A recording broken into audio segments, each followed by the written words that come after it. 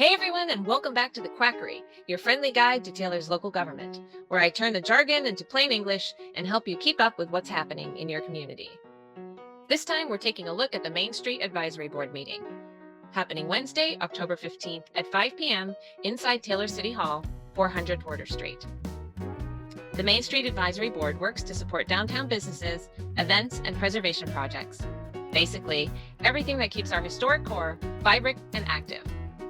This week's agenda has a short but information-packed consent section, followed by a discussion on the downtown plan and a few updates on recent and upcoming events. The meeting will begin with the board approving the minutes from their last meeting, which took place on September 17th. After that, they'll move into the financial, property, and activity reports.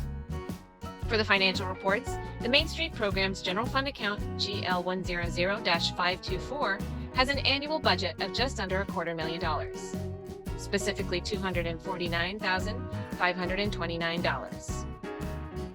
As of the end of September, the program had spent about $238,643, which equals roughly 96% of the total budget. That leaves about $10,885 still available. Most of that money went towards salaries and benefits for staff, which came in slightly above the projected amount for the year, while the rest covered operating costs, event supplies, and contract services. Overall, the program's finances are well within expectations for this point in the fiscal year, with only minor overages in a few small categories such as cell phone expenses. The Main Street Revenue Fund, account 123, which handles income from events and sponsorships, is also looking healthy. That fund has an annual budget of $94,100, and as of September 30th, it had used about 76% of that, a little under $72,000, leaving just over $22,000 unspent. Revenue brought in so far totals nearly $40,000, most of which came from the Main Street Car Show, which generated about $27,500. Additional income came from events like Taylor Fest and the Second Saturday series. Expenses closely mirror those revenue sources, with event-related costs taking up the majority of spending. In short, the program's finances show steady cash flow and strong community participation in its downtown events. The Downtown Property and Business Report gives a snapshot of activity across the downtown district. There are currently 16 properties listed for sale, including 1 vacant lot and 20 commercial or residential spaces available for lease. These include storefronts, interior office suites, restaurant spaces, and even a few upper-floor residential units. Among the notable listings are the McCurry, Timmerman, and Titsworth buildings, now priced at $12.5 million after a recent reduction, the Black Sparrow Music Parlor building at $795,000, and the Taylor Bedding industrial property on West 2nd Street, listed at roughly $2.8 million for 35,000 square feet. Renovation and restoration work is ongoing at several key locations, including the properties on West 3rd Street, East 1st Street, and North Main. These projects include a mix of facade upgrades, interior remodeling, and even tax credit rehabilitation work under state and federal preservation programs. On the business front, there was 1 closure and 1 opening in the last month. Seed to Soul Food closed its doors on West 4th Street, while Silver Moon Curious opened downtown on West 2nd Street. Together, these updates show continued growth and investment in Taylor's downtown core, even as some spaces transition to new uses. The final item on the consent agenda is the Main Street Activity Report, which gives an overview of what the program staff has been working on. September was a full month of outreach, coordination, and events. The Main Street team attended over 20 meetings and community gatherings, ranging from historic preservation and special events planning to the city's 150th anniversary committee and collaboration with the Chamber of Commerce. They also made rounds downtown, visiting businesses like Ripple and Rose, Flake Bakery and Larder, Lucky Duck Cafe, Netta's Nook, and several others to strengthen partnerships and discuss upcoming activities.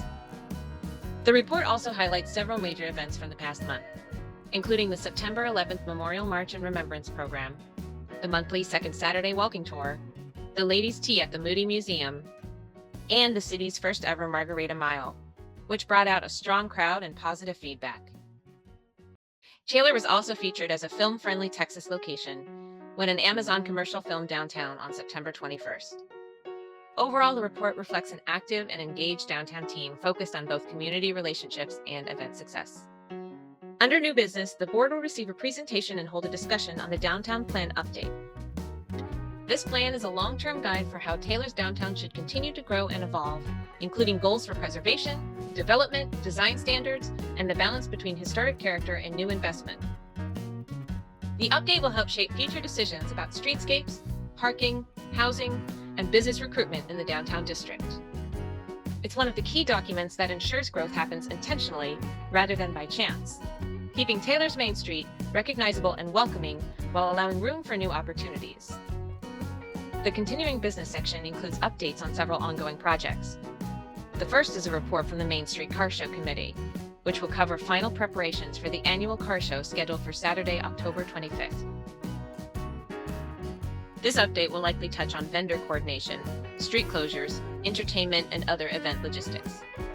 Next, the board will receive a report and possibly take action on Main Street's fall and winter events, including Spooktacular, the Christmas Bazaar, and the Heritage Square Christmas lights. These events are community favorites and help draw both residents and visitors downtown during the holiday season.